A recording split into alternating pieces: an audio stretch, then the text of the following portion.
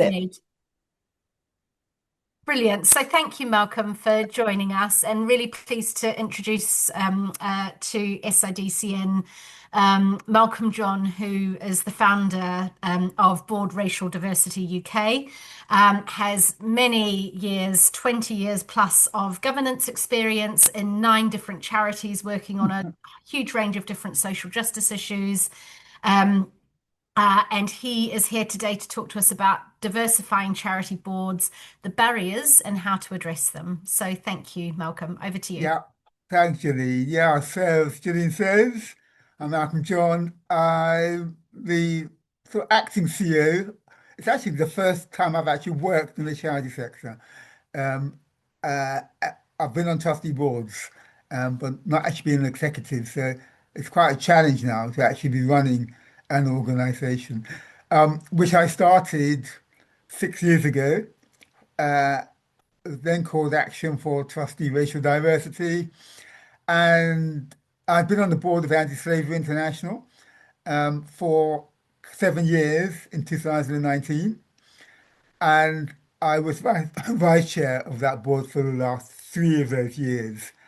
And when I stood down from the board, there were then no Black or Asian trustees left on the board, which for a charity like anti-racial and for anti-slavery was probably not quite where it should be. And and I don't think it was because nobody appreciated that, but I think it's rather that there was always something else, like the big give or finance or staffing stuff, which always took priority.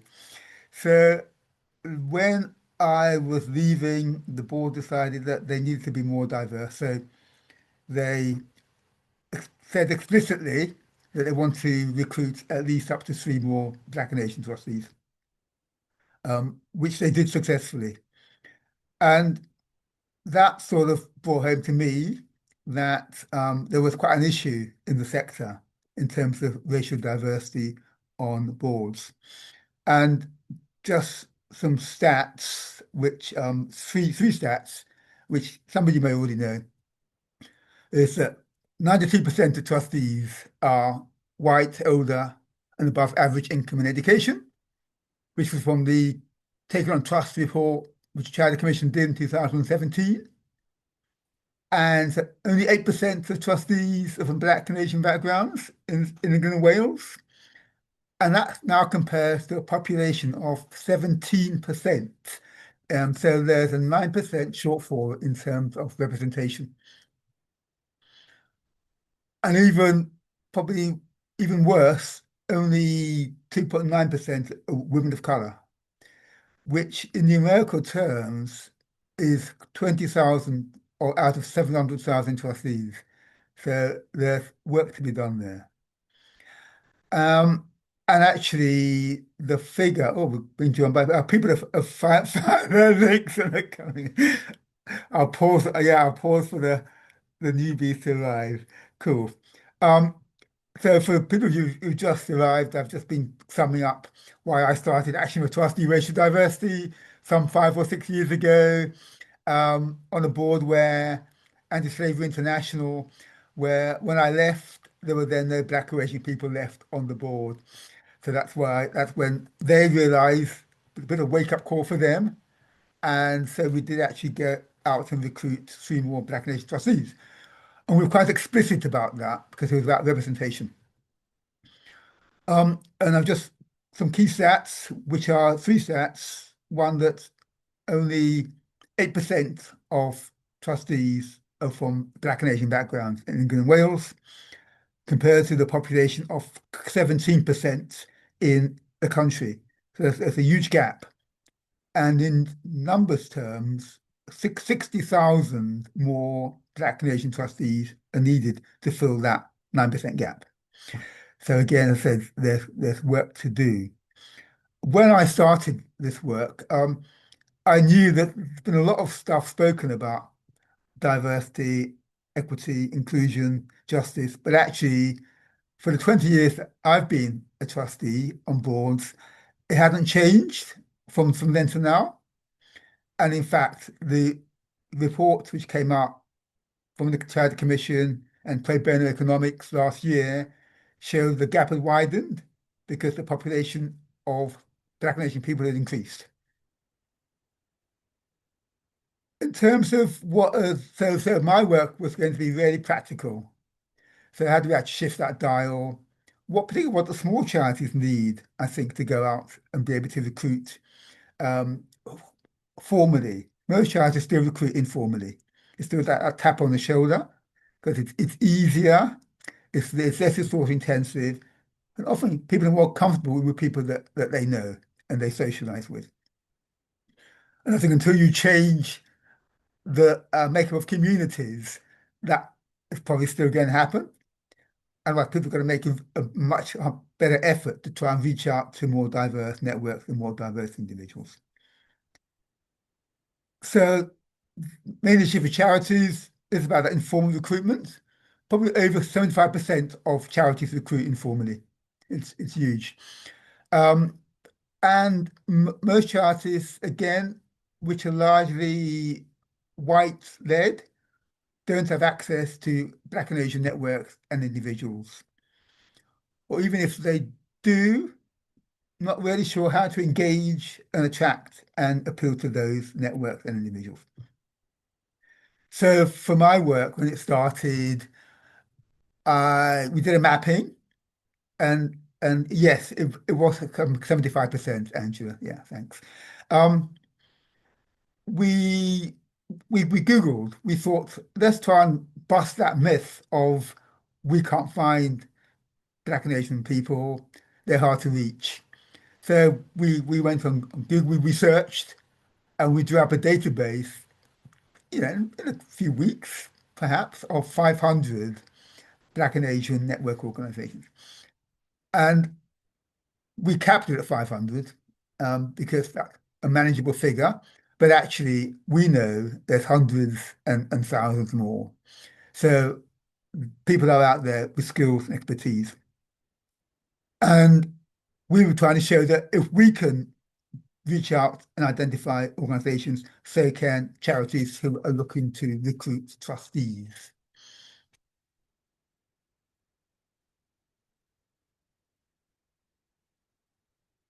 So, my next page.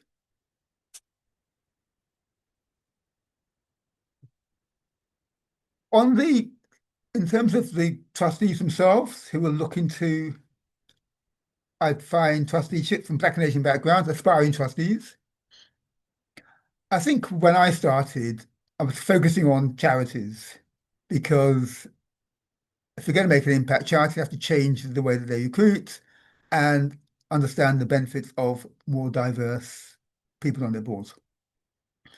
But as we started the work, I was being contacted by individuals from Black and Asian backgrounds who were interested in being trustees, but actually not knowing how to go about doing it, or not feeling that trusteeship was for them. And definitely when they looked at websites, trustee adverts, they didn't see people who looked like them on the websites of boards they were interested in. So we set up a peer support network of individuals from Black and Asian backgrounds. You could call it Board Connects, and started a few years ago. And we had now about 600 people who signed up to it who were looking for trusteeships. So again, the appetite is there, but it's that connection between the vacancies and the people. And actually, there are 100,000 vacancies of trustees every year. So somehow we just got to get that match right, and it'll be sorted. Easier said than done. So the key issues again for aspiring Black and Asian trustees, it's that lack of confidence, not knowing where the vacancies are, and then the lack of inclusion in recruitment packs and recruitment ads. So they often talk about looking for previous trustee experience, which if you're a young Black or Asian person, you won't have, but you have skills which you can bring to the table. They often talk about senior management experience. And again, if you're a self-employed consultant, you won't have that. So you're immediately being excluded from that process. It's just those things which people take for granted, but looking at it from a different lens, it should be phrased and not actually be part of the recruitment advertisement. And the big thing about inclusion, so even when people do apply and they get through and they're appointed, they then find there's a lack of inclusion within the charity itself. Um, they're seen as actually only being the EDI experts because of the color of their skin, or if they're young, they're seen as only being that person who can deal with young people issues, or they're just not listened to. Or if they're in full-time work, trustee meetings are still during the day and they can't attend. So it's just thinking round, charity thinking round how can they make it more inclusive for people who actually are not the older white retired males. To go on to, I'm going to quote Jane Austen. It's a universal truth. That diversity and inclusion starts at the top, and with chairs and CEOs. As you all know, they set and they lead the culture of organizations. And chairs also play the major role in recruiting the CEO. So another thing that we launched was what we call the Black and Asian Future Chairs Academy. Those of you who worked it out, the acronym is BAFCA, and we've tried not to confuse it with BAFTA. And my running joke is that we're much more diverse than BAFTA, I hope. Hopefully BAFTA will change one day. Um, the plan for BAFCA was to try and get that pipeline of leaders on charity boards. And and that actually meant looking at that role of the sole charity chair. Because actually, if you're younger, you've got a job, you've got care responsibilities, there's no way you can do that challenging job of being a charity chair. So things like thinking about co-chairing, where you share with somebody else. You might have a more experienced chair, co-chairing with a younger chair. That's a much better solution. And I see chair vacancies being advertised all the time now, and I'd be surprised if actually if they're being filled because it's quite tough. So I've been championing the more scope for co-chair opportunities. It's happening, but it could be a lot faster. And I think becoming a chair does actually demand a lot of confidence, a lot of self-belief, and often being willing to be unsuccessful. And that can be tough. So hopefully with our BAFCA and the work I'm doing with Association of Chairs, I'm a trustee of that, as I've said earlier. I'm working with them in terms of working together to promote more diverse chairs. And the last survey that we did in Association of Chairs only showed about 5% of chairs from Black and Asian backgrounds. I was hoping the international development sector, it's more, but that would be an interesting bit of research to find out. Um, so I guess our challenge is about changing the systems, changing the culture to bring that younger and more diverse leadership. We set up a program called Pathways to Trusteeship, again, a couple of years ago, which is about developing that next gen, that younger type, the younger trustees. And for that, we actually ran a pilot where we put 9 young people to shadow 9 charity organizations. And that seemed to go really well. And that gave people, young people who didn't even know about trustees, perhaps even about charities, a chance to find out more so that when they do hear about trustee vacancies, they're more confident about approaching the charity and applying. And one of the people that we were hosting was the Heritage Network, and they've now picked it up and are now running their own program similar to ours. So that's a real successful outcome for us. I touched on inclusion. I'm looking at the time. I touched on inclusion. Um, and again, the sort of tips I exchange with charities, it's about reaching out to more diverse networks, allow more time than you think to recruit people, particularly if you're looking for people who haven't thought about trusteeships. So it takes longer to engage and to raise their interest. Be clear as to why you want a more diverse board. It's for organizational benefits. It's not because, and I met people yesterday who were talking about it being a tick box exercise, and it can't possibly be that. Otherwise, it's not genuine, and it means that people who are looking to apply will see it's not a genuine appointment and that it won't be sustainable. And I mentioned criteria like previous trustee or senior management experience. Again, throw that out. And language, things like people must have gravitas, which is code for an older white male. Um, it's Latin, but people don't even know what it means. So review the wording. Nominations, remunerations, they're not everyday language.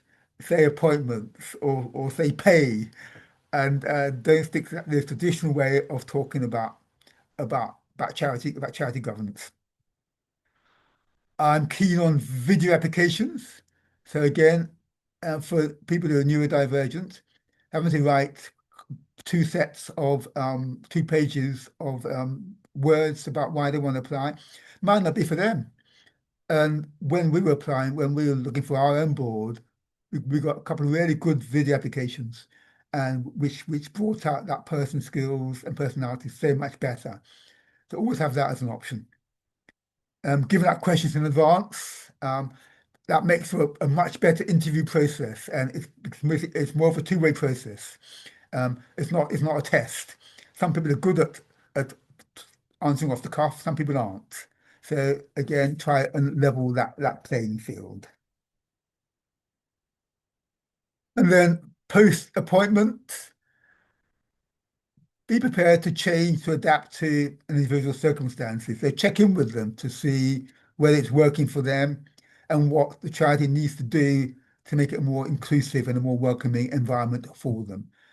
Giving somebody a body is one way of somebody who can work alongside them and ensure that they know what's going on and they can ask questions which they don't necessarily want to ask in a board meeting. I don't know how much time we've got. Would you, We've got Janine? until 25 past, so we've got a bit of time for questions, Malcolm, Okay, if that's okay with you. I think I'm happy to pause there, um, and perhaps stop there and give time for questions.